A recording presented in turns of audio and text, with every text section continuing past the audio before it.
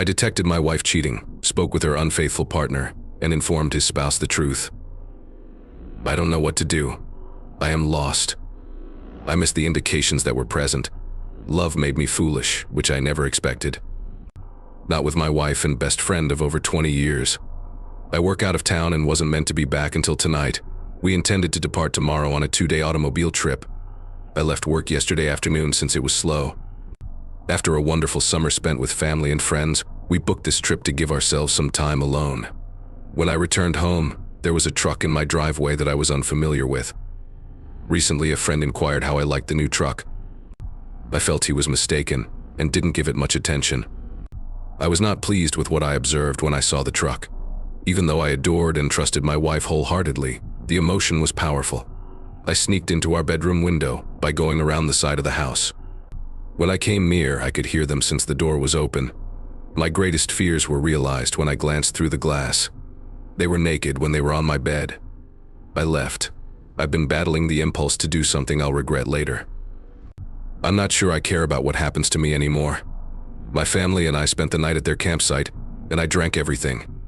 Today, on my way home, I considered chatting to her, but I decided not to. I am not ready yet. I just feel enraged. All I can think about is being wounded. I'm not feeling well right now. It's not good enough to see her. I am now back in the house. I've been looking at my 60-ounce bottle of rum for an hour. I want to get drunk and forget about it, but I don't want to judge what's good or bad. I am aware that what I do in the coming days will have a long-term influence on my life. That is why I am here. Please assist me. I'm not ready to talk to family or friends, so I'll chat to strangers. I can't believe how much support and guidance I've received. It definitely made me think about how many kind individuals are eager to help a stranger. It gives me hope for the world at just the right time. Having said that, all of this support is making it difficult for me to respond to everyone. About 600 private messages and a couple hundred Reddit comments have been sent to me. I want to thank everyone individually, and I will attempt to do so, but it will take time. Before I depart, I'd want to thank everyone for their kind words and useful suggestions. It means so much to me. Some comments and questions keep popping up, so I wanted to clarify things up and give you a gentle shove. I feel a lot better today, in case you couldn't tell. The discomfort has nearly totally subsided. Even though I still feel like I was hit in the stomach, I'm starting to think about the future. I don't think this is correct because it has just been 2 days. Is this the quiet before the storm, or am I really strong? When I said my wife was my best friend, I meant that she was also my wife. That guy was neither my greatest buddy nor somebody I knew. I didn't get a good look at him, but based on what I observed in his car, I don't believe it was somebody I recognized. We didn't have kids yet, but we planned to have them soon. We just sold our home and were intending to relocate closer to where I work in September, when the new owners would take possession. I'm going to thank my friend for telling me, but I'll do it quietly, just as he did for me. Many individuals have questioned me about the indicators I described. Here are a couple that spring to mind right now. It was really late at night when she texted. She began going out with her pals every night after work for drinks. She didn't typically act this way, so I was relieved she was being friendly. She stated that she attended yoga once a week, but did not pay since a buddy who taught yoga offered her a pass in exchange for helping set up and clean up. I found it unusual that she appeared stiff for someone who claimed to do yoga. Calls from unknown numbers frequently result in hang-ups. When we are close together, we frequently answer each other's calls. But every time I responded, I heard someone hang up. We receive a lot of spam calls. However, the majority of them are from telemarketers or debt collectors attempting to contact the last person who had our phone number. Hang-ups like these do not occur very often. When my brother arrived over, we spoke for quite some time. My really closest friend taught me the importance of remembering that he will always be there for me, without judgment, just as I would be there for him. He exemplifies what a true friend is, even when we differ. Since I was going to be home yesterday night, I decided to respond to my wife's text message. We are not permitted to use phones at work, so I was comfortable with telling her I could just text her. I know how simple it is for me to slip in a few notes. I texted her that I wouldn't be able to call until the end of the weekend because I needed to travel to one of the company's distant sites. I also informed her that I would cancel our plans and create new ones later. She informed me that she and her closest friend may visit the nice bed and breakfast on the farm that I had reserved. I realized it wasn't the best buddy she said she had. It wasn't refundable, so I told her I'd already given the ticket to my brother and his wife, who would pay me back in a month. Except for the personal one, I canceled all of my other arrangements this morning. Instead, I'm bringing my brother with me. We were fortunate that the hotel allowed us to swap from the wedding suite to a room with 2 beds. We transformed this into a much-needed fishing vacation because there is a lovely lake nearby where we can hire boats. I won't be able to speak with her for a few days due to this vacation. I will be free during the weekend. This helps me feel better and allows me more time to contemplate. I am considering obtaining a divorce right now. I just don't see any other way. My brother is on my side, but he advised me to wait a few weeks and speak with someone first. His wife has a buddy who works as a couples psychotherapist and can speak with me on Monday. It may not change my thinking, but it may help me get some of this stuff under control. I've also begun speaking with lawyers and looking for advice online.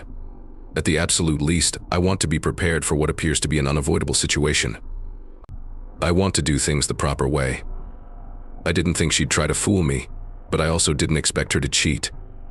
Anything may happen, therefore I need to be prepared. Thank you all again. I'm going to attempt to make the most of this weekend. Update 2: I caught my wife.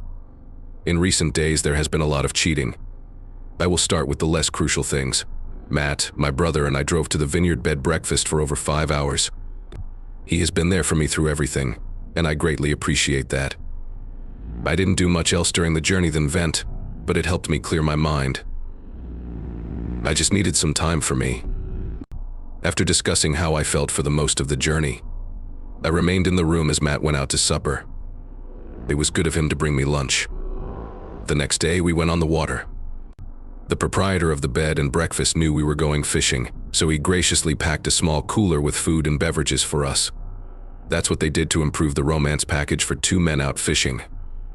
Their wise decision to make the romantic deal better for 2 brothers was incredibly kind. It wasn't the best day for fishing. We each caught a few fish, but due to their size, we had to release them. The BB snacks were excellent. In the middle of the day, we quit fishing and went to grocery stores and fruit stands to get food and wine for Matt's wife, Jennifer. We purchased the largest tomahawk steak we could locate for supper that night. We returned to Matt's apartment on Sunday. He lives in the town adjacent to mine, which is around an hour away. We arrived and Jen was already there. We retrieved a chilled bottle of white wine from the cooler. At that point, my weekend was done. Jen informed me that she planned to spy on my wife while we were abroad. She claims the guy stayed at my residence all night on Friday. Jen arrived early Saturday morning, just as he was leaving. She followed him home and discovered the flat he lived in. My wife remained there on Saturday night and texted me that she loved and missed me. Jen informed me she divides her time between following my wife and visiting family in my hometown. She saw my wife leaving his flat on Sunday morning and snapped a few photos of them kissing and hugging before driving away. The images are not what I want to see. That very much closed the deal for me. I think I'll never trust her again. What a simple lie. She says she loves me when she's with someone else. I determined not to make any fast judgments based on my emotions, no matter what. It's critical for me to be calm. Jen informed me that Sharon, the psychologist she mentioned earlier, was coming to be over for supper. Sharon was the lady Jen arranged for me to meet with. To clarify, Sharon had never met my wife, and I was meeting her for the first time. Sharon was a wonderful girl, and we clicked immediately away. We strolled the dogs through Matt's neighborhood after supper to have a peaceful conversation.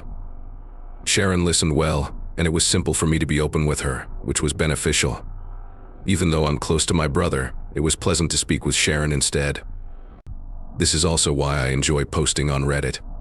It allows me to relieve stress and organize my thoughts. It took us approximately an hour to walk, and Sharon's sole helpful advice was not to put off talking to my wife. She warned me that if I waited any longer, it would be more difficult to communicate with her. Sharon informed me that right now, I need understanding more than anything else, and that my wife is the only one who can provide it for me. Late that night, Matt and Jen informed me that I could remain with them for as long as I needed. I spoke with my employer because I knew. Matt and I have boundaries when it comes to living together. He got me a place to reside in business housing, and I've been visiting every 2 weeks. I generally take days off, but my supervisor has prepared me to work full-time for a few months in case I need it. I rescheduled my appointment with Sharon to later this week, thinking that our walk would suffice for the initial encounter. She agreed. As I laid in bed on Sunday night, I considered how to approach my wife about it. I became angry or depressed because of stuff I just thought about. For whatever reason, I decided to wing it. I am generally good under pressure. I got up yesterday, said my goodbyes to Matt and Jen, and went home. I was frightened of what might happen if the guy was still there when I arrived. Knowing that seeing him would make me angry again, as it had a few days ago, astonished me. To avoid this, I decided to conduct a drive-by first. His pickup and my wife's automobile were not present. I walked inside and gathered a slew of items I needed and didn't want to lose, primarily photographs and ancient family treasures. I loaded everything into my pickup truck and proceeded to the guy's residence. His truck was present, but not her automobile. I texted her to find out where she was. She mentioned that she was going to buy some food. I don't trust her right now, so I walked to the shop to ensure she was present. It hurts me so much to say what I did, but my faith has been shaken, and this is the only way I can be certain of anything. I phoned her again, asking her to come home so we could discuss. "What's wrong?" she inquired. I advised her to speak the truth and switched my phone off. She arrived home 15 minutes later. Like always, she hugged and kissed me when she entered. I ignored her. "What went wrong?" she inquired again. I advised her to be more upfront. She didn't seem to hear me. I said, "Okay, if you can't be honest, I'm leaving." She worriedly asked if I was at work, several hours away. "Did you lie about what you did that night?" What she said. "I drank that night." She claimed to have seen her best buddy, but she hadn't. What I said. "Which person did you see?" "No one," she says. "I drank alone. It's me." "You're drinking alone?" He answered, "Yeah, I think I might have a problem, me." "Perhaps. This will be discussed later. One more chance to be honest, or I'll go." She replied, "Okay, nothing else to say?" Me. "Okay, I go." After that, I departed. She believed I was driving as I do when we argue. However, she observed my clothes, toiletries, and Xbox. She then exploded my phone. After telling her I offered to be honest, but she rejected, I said nothing else. She pleaded with me to address it at home. She insisted she had no idea why I was unhappy or what she had done. She repeated that she loved and would never hurt me. Her words tore a new hole in my chest. These words always made me feel better, but today they pierced my heart like a dull, jagged blade. Not enduring it, I hung up. She called me 40 times before I could reply. "Did you talk to Karen this time?" I asked, why he should go home. She said, "Telephone conversation isn't my thing." I drove around to calm down after agreeing. Then I went home. This was said when I arrived. She said, "I think you talked to Karen, me?" "Absolutely not. Karen and I had cocktails a few weeks ago while you were at work. We said nothing as two guys brought us drinks. One guy tried to kiss me as we left. I instantly pushed him away and told him I was married. It made me feel terrible, but I was frightened to tell you. Karen went out with the other guy and gave his friend my number without asking. He messaged me, but I never answered. I said, "Can I see your phone?" "Yes," she says. When she gave me her phone, it only had text messages from my mother and her mother. This was shocking, as she never deletes texts. I looked through her photos and found them empty. After eliminating the photos, I saw someone I didn't recognize. I replied, "Who?" "Her? They tried to kiss me." I asked, "Why did you photograph him?" What said she? I was stupid. Me? Not for that reason. Why did you photograph him? I don't know, she said. Do you have anything further to say? What did she say? Nothing else comes to mind. I left again. I wanted no more truth fragments. I drove off in my truck. She ran outside to stop me, but I was gone. I ate lunch on my tailboard in a park while planning my next move. As I sat there, I thought of other things I should have known. I once worked on weekends and went to bed early. My wife and friends went to a club. She was gone when I woke up at 4 a.m. Multiple times I tried to reach her. She never replied. After 30 minutes, she asked me to take her up. When I arrived, she said they had failed to hail a cab. The men her friend knew volunteered to drive them, but they insisted on stopping at their place first.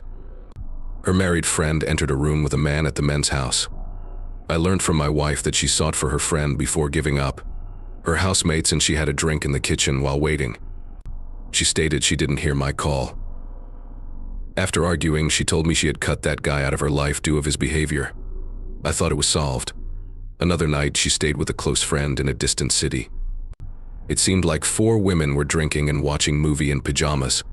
She called to say goodnight at midnight. She told me they were enjoying a great girls' night for 20 minutes. Later, I heard a masculine voice. She first denied hearing anything when I asked who it was. It was louder this time, so she said, "Oh yeah, X brought a bunch of mail with her." It upset everyone here. She was drunk and 3 hours away. I had to trust her again. We battled about why she hadn't notified me there were men nearby, and she vowed never to do it again. It was clear the promise failed. After thinking about these events in our chats, I decided to try again. Soon after turning it on, my phone rang. She told me to go home when I replied. I went home. This is why I spotted her crying on the couch when I entered. "I'm sorry. I'm sorry." "For what are you sorry? What was it?" Her swaying suggested she was losing control. She couldn't speak for 5 minutes while catching her breath. What she said. "I lied about the kisser." "Me? Okay, tell me what occurred." 4 of us returned to his flat that night. Fun was had. When she said that, I felt like the room was closing in and a million voices were roaring inside my head. Perhaps I was having a panic attack. My head rested after pouring cold water on my face in the toilet. I said, "What?" "You did what? Do you want me to tell you?" she said. "Sure," she responded. "He fingered me and I blew him." "Was that it?" "Sure," she said. I said, "I'm quitting this game. Tell me everything immediately or we'll end here." It took a few minutes for her to talk after weeping again. She and I had sex again. "Sorry, I love you and would do whatever to make up for this. It's me, one time only." Her, "Allow me to apologize if I'm honest. Please, I'll consider my response. Someone had an affair with her. While you worked, we saw each other. For a month. He is married, but his wife wants out." "Does he know you're married?" "Yes." She says, "Me, he's cheating because his marriage is failing." "Does this mean you agree with us? Did you inform him?" It's her. "I don't think ours failed." "I'm stupid." "Oh, I hate myself. Do not leave me. I can fix it." "How about me? Whatever you want," she said. "If you were in my shoes or his wife's, what would you do?" "Know the truth." Her, "Trusting you to mean it. You can trust me." I erred and won again. "If you were his wife, wouldn't you want the truth?" She answers, "Yes, fix it." I said, "Do you want me to call her?" You said yes, presuming you wanted that.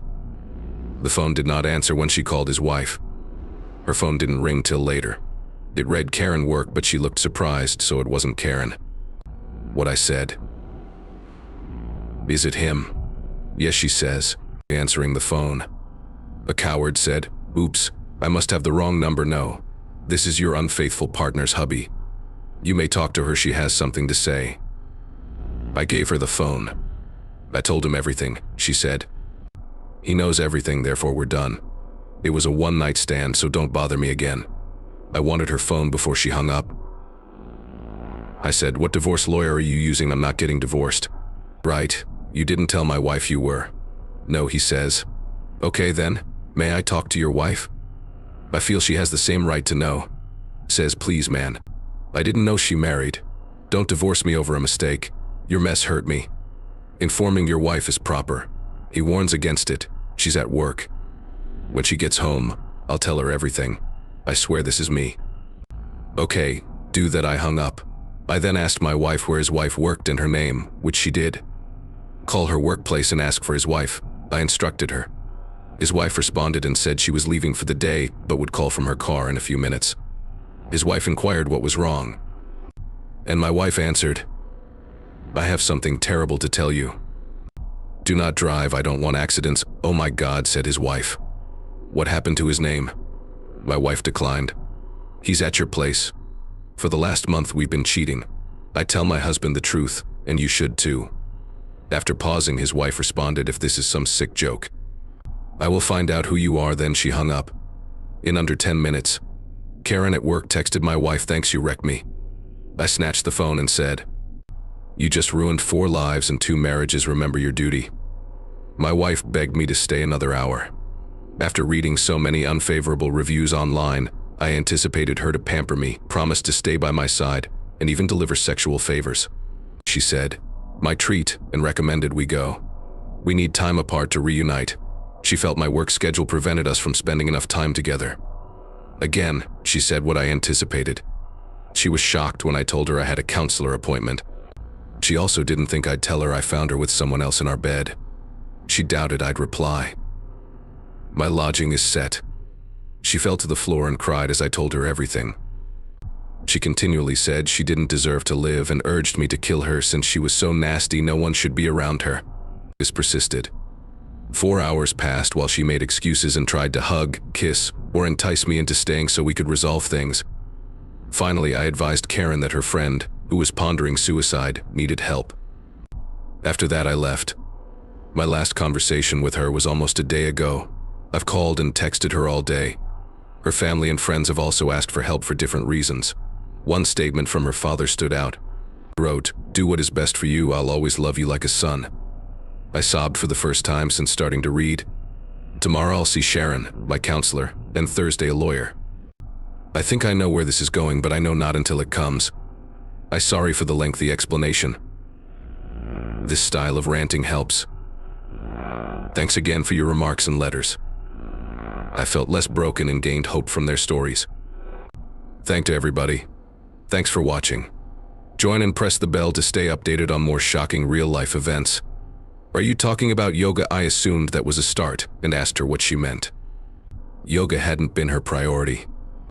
The conversation continued like this. Where were you going except yoga? She said I was going for walks to relax because I've been really stressed out lately. Why were you so tense? Why did you lie to me? He said getting ready to move has been stressful for me, and I didn't know how to tell you yours. Your choice was to lie. What was the big deal when you said you were going for a walk to unwind? I didn't want to lie, but my anxiousness may worsen yours. Not worried. It seems you're not telling me everything. What she said? You mean what? Me. I think you're lying about more than skipping yoga. Again, please be honest. You've already lied to me, so this won't work if you continue to lie. I'm not sure what more to say to her.